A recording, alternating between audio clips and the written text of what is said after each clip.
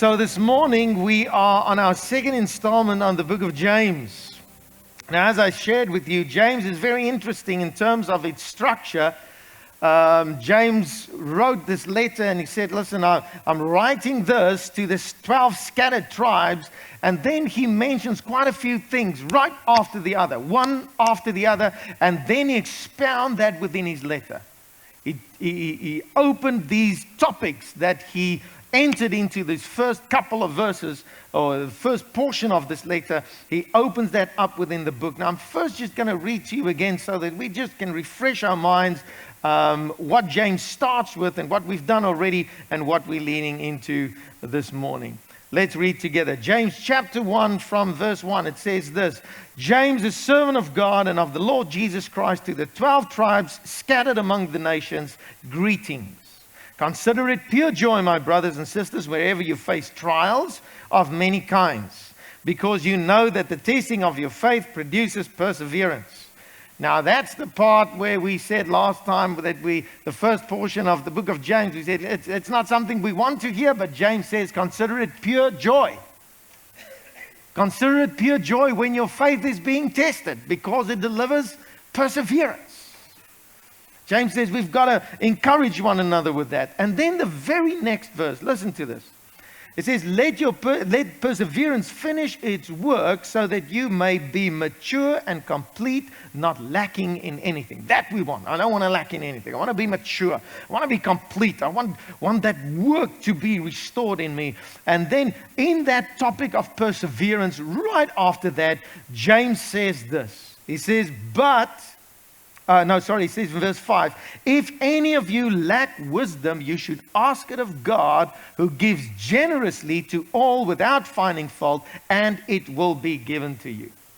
So after perseverance, after entering this letter with something as strong as perseverance, the very next thing James addresses is wisdom. Now, this topic of wisdom is a very crucial topic right throughout Scripture, so much so that actually 2 books in the Bible features just these writings on wisdom. None more so than Proverbs. All about wisdom. In the first part of the book of Proverbs, in chapter 1, verse 7, we read, wisdom starts with what? The fear of God. Solomon, the wisest man, according to Scripture, that ever lived, said this. He said, listen, if you want to know where wisdom starts, it starts with God. But what is wisdom? You see, you can teach somebody knowledge about any specific topic. And if you've got knowledge about a topic, you can actually take that knowledge and implement that knowledge. But it doesn't mean that you've got knowledge about another topic or the topic just next to it. It doesn't mean that if you know anything and everything about cars, that somebody would say, because you're so knowledgeable about cars, I think that, I need a bit of brain surgery. Would you mind just doing that for me? I saw you've got a steady hand. No. You can be knowledgeable about different topics, but wisdom is something that is a heart issue.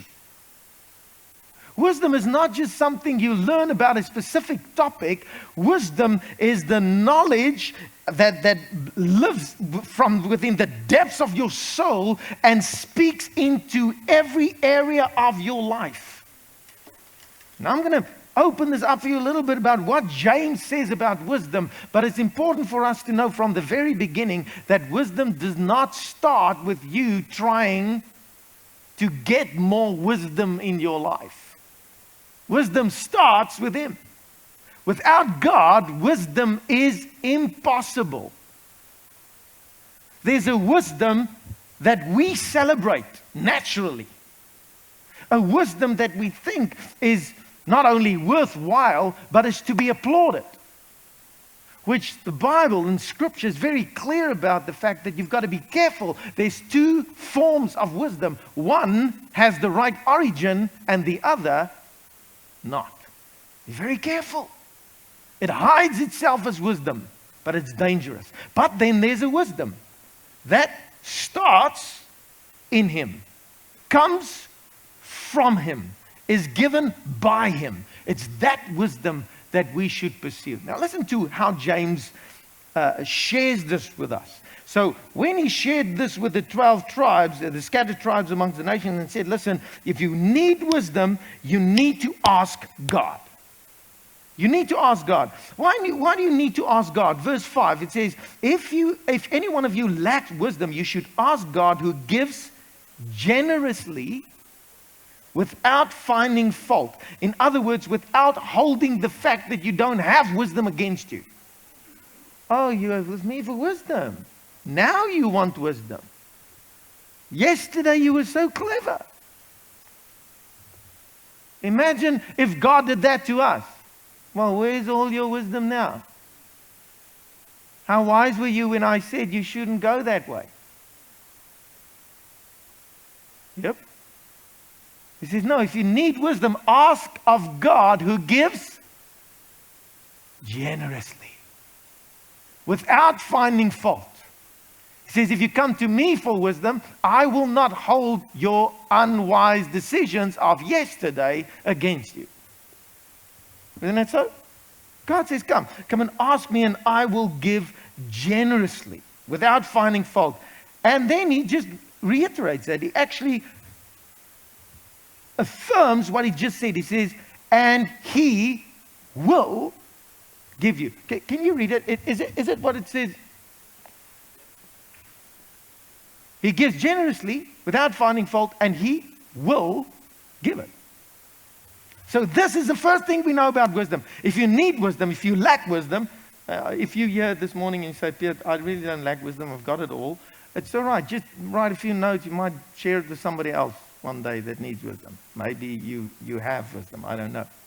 But if you feel that, I really need a bit of wisdom, then James is speaking to you. Because James is definitely speaking to me. Listen to what he says in James chapter 3. That's where he digs into wisdom again. Because remember, he mentions these topics in chapter 1, and then he opens them up right throughout his letter. In James chapter 3, verse 13, James asks this. He says, who is wise and understanding among you? Question mark. So, if there is anyone wise and understanding among you, let them show it by their good life, by deeds done in humility that comes from wisdom. But if you harbor bitter envy and selfish ambition in your hearts, do not boast about it or deny the truth. Such wisdom does not come down from heaven, but it is earthly, unspiritual, and demonic. For where you have envy and selfish ambition, there you find disorder and every evil practice. But the wisdom that comes from heaven is first of all pure, then peace-loving, considerate, submissive, full of mercy and good fruit, impartial and sincere, peacemakers who sow in peace reap a harvest of righteousness. That is a mouthful. Yeah? That is a mouthful. I need 2 kids to volunteer for me quickly. I need 2 volunteers. 2 strong boys. Can I have 2 strong boys? Yep. There's one. I need another strong boy. I need another strong boy. Come on. I've got one. Where's the other one? A girl? Is there a girl that can help me? There we go. Thank you very much. Okay. I need 2 of you. Come and help me out. Right behind the curtain, there's 2 chairs. Well, there's actually a lot of chairs. I just need 2. Can each of you bring me 1 chair, please? Thank you very much. I told you, these kids are just, they know what they're doing, man. They can preach. I'll show you now. So James says, he says, listen, if you need wisdom, ask it of God, but just remember this. If you think that you are wise. Are you guys okay? You've got it? There we go. And we've got 1 chair. And we've got another chair. Right, put 1 chair right here for us, please. Right, 1 chair right there and 1 chair right here. Thank you so much. Right, just as an example, right, you can sit on that chair. And you can sit on that chair. You see, wise people are the kind of people that you go to for advice. Yes? That's the way it is. In any friendship circle, in any family, you get some wise people. So if they are the wise people in your friendship circle, Two different forms of wisdom. One might be the natural, godly wisdom. The other one might be another form of wisdom. But if they are wise, then you find that people will come and ask their advice. Say, listen, what should I do? I've got two job offers. I want to know, what should I do? Should I take A or B? You're wise. You can just choose. A. Okay, thank you very much. Then I go and I choose A because I've just asked a wise person. And in my context, I believe his advice to be good and secure. Well, thank you very much. Really appreciate it. Some sound, wise advice there. And if I were to ask in this form of wisdom, now I've got, no matter which one is which one. But on the other side of wisdom, you always have people also that you feel is wise. And you go and you ask them and say, listen, what do you think? Do you think that this brown jacket goes with this? But just look at the shoes. I mean, the brown shoes and jacket. Is that okay? Yes, no. Should I lose the jacket? No. Is it good? Should I keep it? All right. Thank you very much. Oh, so you guys agree? That's a wise decision, right? And I know she's fashionable. I've been watching her. She knows what she's doing. Thank you very much. Very good advice. Right, you two, can we just give them applause, please? Thank you. You guys can go sit at your seats. Thanks. You can just leave it there because we're going to still tell people about this wisdom. But you guys, your job was well done. Thank you so much. All right, so that's what we do. We go and ask wisdom. It's not really the person that you're going to ask. You ask them because of the wisdom that they have. You ask them their advice. And this happens daily. This happens over and over and over and over, even in one day. People ask each other advice. What do you think? This person said this to me. What should I say? Should I keep quiet? But she's been talking to me like that for oodles, and she's always doing it. Should I just, sort her out? Or what do you think I should do? Do we ask advice? Yes. Now, James says, you've got to be careful. Because you'll always be tempted to acknowledge two forms of advice and two forms of wisdom, two sources of wisdom. James takes this wisdom and this advice that we always seek, people's advice that we seek and those that we see as wise, and he says, listen, you've got to be careful. There's two forms of wisdom. Listen to this. We're going to read it again. Who is wise and understanding among you? Oh, they are. They're wise and they are understanding amongst us. Or maybe you feel, I am. I am. People should come and ask me. I'm wise and I'm understanding and I'm among you. Maybe you find yourself here and you say, I've got some wise people, but this one, it looks like to me just what I pursue and what I want. It looks like this one has got a little bit more of the wisdom I need. James says, be careful. Be careful. Look at this. It says, let them show it. Who's wise and understanding among you? Oh, they are. So let them show it. How should they show it? How should they show it? Let them show it by their good life, by deeds done in humility that comes from wisdom.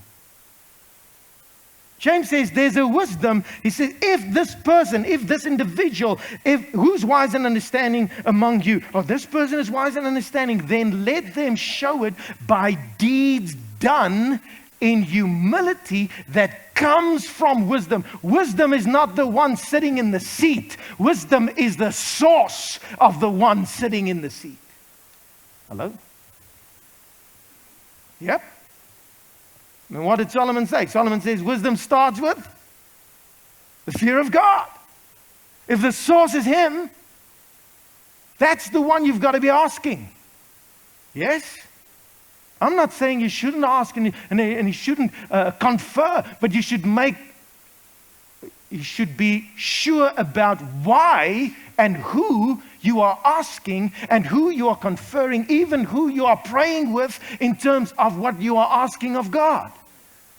Because the first thing you've got to look out for, let them show it by deeds done in humility. It's not the deeds that you are looking for, because both sides have deeds.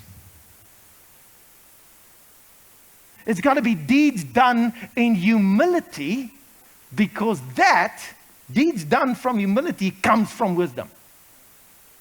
But, now you know if there's a but, heads up. Listen carefully. But if you harbor bitter envy and selfish ambition. I've got to explain this to you quickly. The word harbor, it's very simple. It's a harbor. This ship is not in open waters. You cannot see it. You cannot see it coming. It's being harbored. It's being covered. It's hidden. If you harbor what? If you harbor bitter envy and selfish ambition. Look at these two things. Let's put earthly wisdom on this side. Let's put this one wisdom that on this side that harbors bitter envy and selfish ambition. Envy is that thing within your heart that do not want others to do better than you. Very simply. You might be doing as well as you can, but if there's somebody that's doing just a little bit better, and you've got an issue with that, then there's bitter envy being hidden, harbored inside. And selfish ambition is the other side of that coin. Bitter envy says, I don't want you to do better than me. Selfish ambition says, oh, you can do well as long as I'm doing better than you. Hello? Ambition, no problem. Selfish ambition means it is all about me. Everything is good as long as it's about me. But if there's bitter envy and selfish ambition in where are you harboring this? Where are we harboring bitter envy and selfish ambition? In our hearts. We don't show that. No. We hide that. In my heart, I hope you do well. Yes. Just not too well. No, really, it's not about me. Yeah. Bitter envy and selfish ambition, if you harbor it in your hearts, do not boast about it.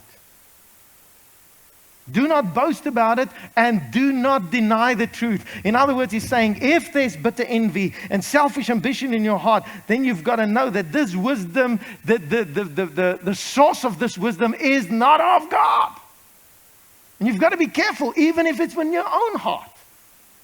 I'm standing against bitter envy, selfish ambition in my heart. Then God says, do not hide it. What should you do? Do not deny it. Open it up. Why? Because if you need real wisdom, you're going to have to ask Him, and He will not leave any stone unturned.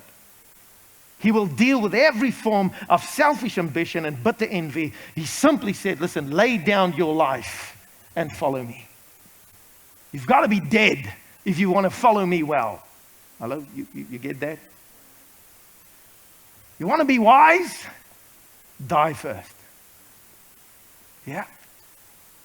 Bitter envy and selfish ambition. You will always be giving tainted advice, tainted wisdom, if the end product is your selfish ambition or your bitter envy. Hello? You will even give yourself wrong advice. Now listen to how he clears this up. Verse 11. Such wisdom, what wisdom? Wisdom that harbors bitter envy and selfish ambition does not come down from heaven, but it is earthly. It is unspiritual, and it is demonic. Now, it is not, I promised you I would minister to you the word of God, right? This is the word of the Lord. The source of wisdom that has bitter envy and selfish ambition at its core is not from God. It is secular. It is natural. And believe me, we celebrate wisdom that is secular, that is natural, because we don't understand that it is demonic. That person must be clever because he's rich. He must be wise because he's doing well. How do you know he's doing well? Is his deeds talking of humility?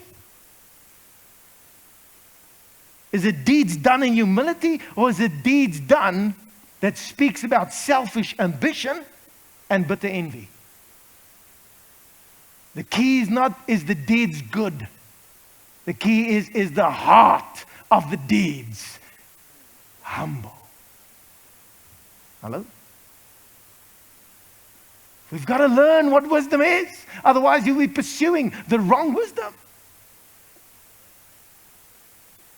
Verse 16, for where you have envy, these two words again, for where you have envy and selfish ambition, there you find disorder and every evil practice. The first thing you will see when there's no godly wisdom, when it's natural in its heart and in its nature, you will see that people do not want to fall into the structure of God. There is no order. There's no belonging to one another. There's no accountability to one another. I'm not even under his order. So I'm on my own order. I dictate order because I am wise. You're in trouble.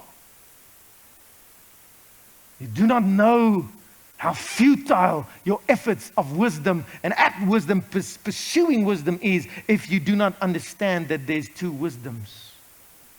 And the only one that's worthwhile is of him. And now this but I like. Verse 17. You read with me. But the wisdom that comes from heaven. Okay, can you say that with me? But the wisdom that comes from heaven. Solomon knew this. It starts with him. You have no wisdom if it's got another source. It starts with him. The wisdom that comes from heaven, listen to this, is first of all pure. It is pure. It is not tainted. Then it is peace-loving. It is considerate. It is submissive. It is full of mercy and good fruit. It is impartial and sincere. Let me just share. I don't have time to share all of them with you, but just listen to this. This wisdom is first of all pure. There's nothing else in there. That advice you will get, and it will just be focused on what he says. Should I do this? No, it's going to hurt you. Why? Because God says so. In my heart, I know this is not good for you. Yeah, but it's a better this or it's a better that. Yeah, but you know what? They hurt me a lot. No. You've got to forgive. Why? Why? Do you know how much they hurt me? Yes, but that's natural wisdom. Be careful. It's building selfish ambition. No, I'm going to get them back. Be careful. I'm going to sort them out. No. Godly wisdom says forgive. Yeah, but who's going to sort them out? It's not for you and me. No, just love. Forgive. But that doesn't sound too good to me. That means that I don't get anything out of it. Yes, exactly. Hello? Oh, how we love godly wisdom. See, but that wisdom is pure. Then it is peace-loving.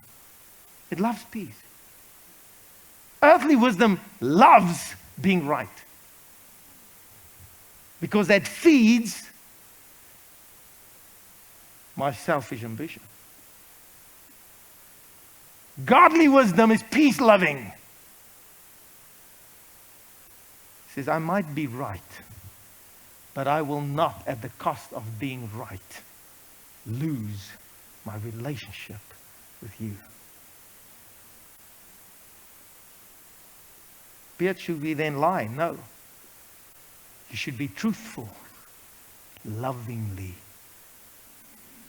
graciously, merciful, peace-loving. Say, but we can't do both. I don't know. Jesus showed us the way. He showed us how to be. He is truth, isn't he? He is full of grace and truth. How do you put those things together? Look at him. Look at him. It is considerate. Today, the most popular thing is standing on your rights. Let me share with you something about godly wisdom. You have no rights. Can I say that again? You have no rights. You just have a lot of privileges. Hello? Okay, some of you are looking at me with empty expression. Let me explain this. Right and privilege. Mom, Dad, don't come in my room. This is my private space. Keep out. It's my right to have a room where nobody comes. This is my place. No, my lovey, this is my house. Your room is in my house. Your room and your door is a privilege, not a right.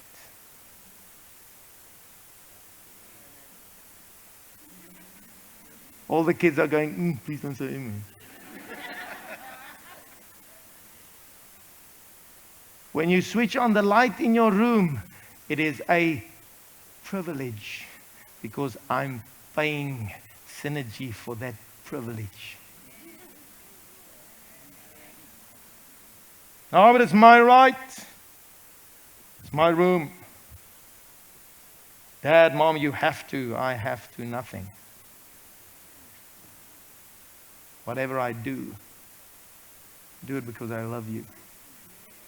And whatever I don't do, I do it because I love you.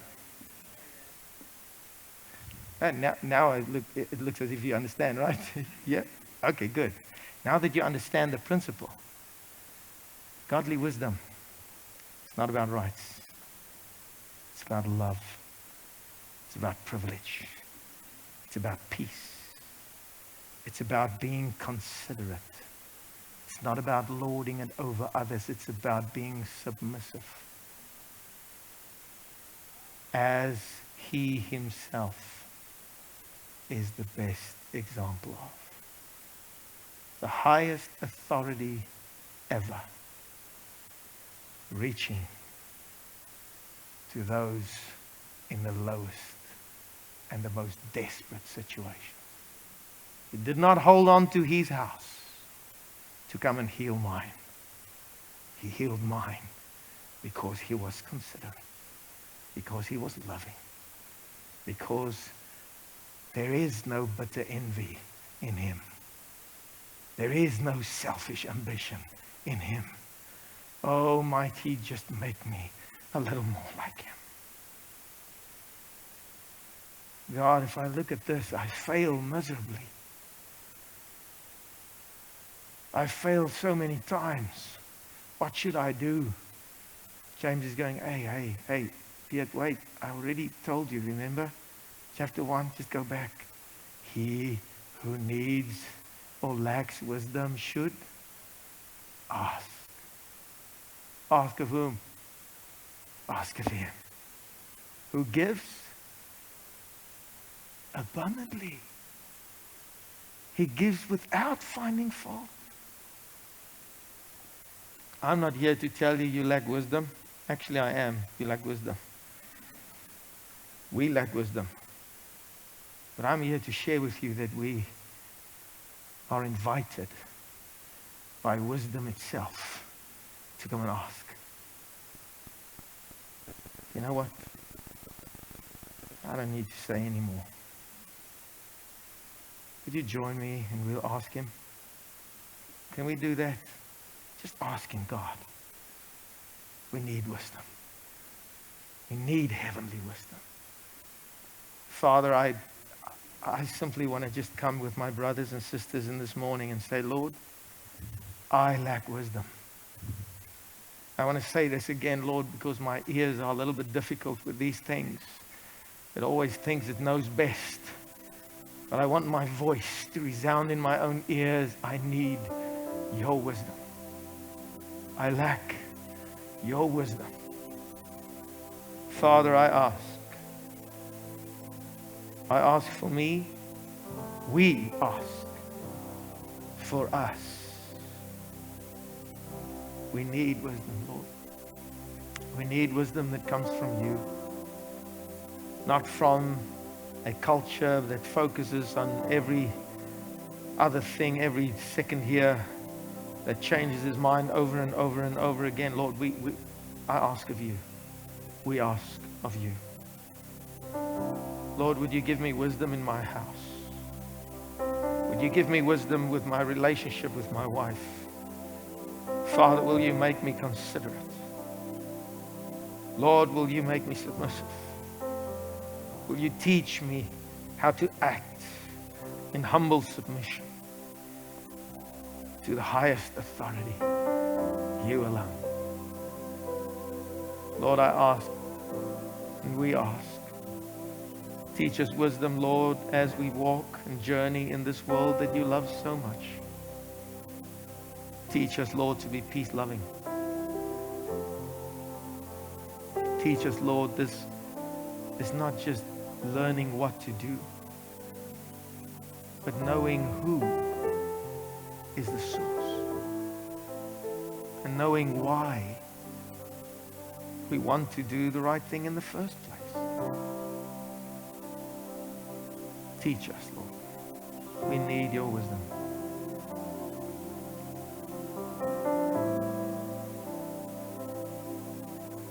As Lisa sing this song, she's going to sing this song to us, or this verse just again to us. Would you just, for a few moments, just in your own words, just ask him the areas that you need wisdom. Thank you.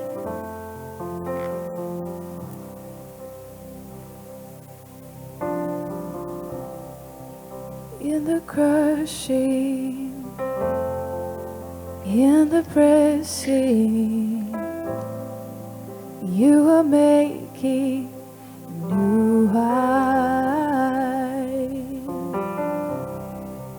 In the soil I now surrender, you are breaking new ground. So I yield to you and to your careful hand. When I trust you, I don't need to understand. Yes, Lord, we pray, make us your vessels. So make me your vessel. Make me an offering. Make me whatever you want me to be. Bring forth your wisdom. God, I came Your here heart, with your nothing, mind. but all you have given me. Jesus, bring new wine So make out of me. Make me your vessel, Lord. Make me your vessel. Make me an offering. Make me whatever you want me to be.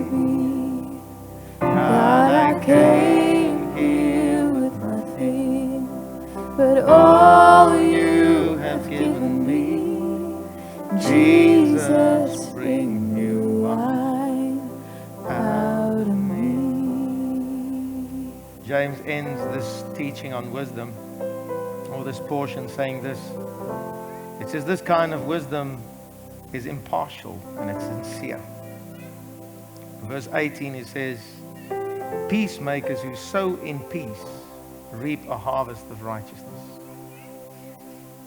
If in this kind of wisdom you live, you act, you function, not only will you experience this kind of righteousness and righteous living in your own life, but it will be a blessing. It'll be a peace-loving experience for those around you. Amen.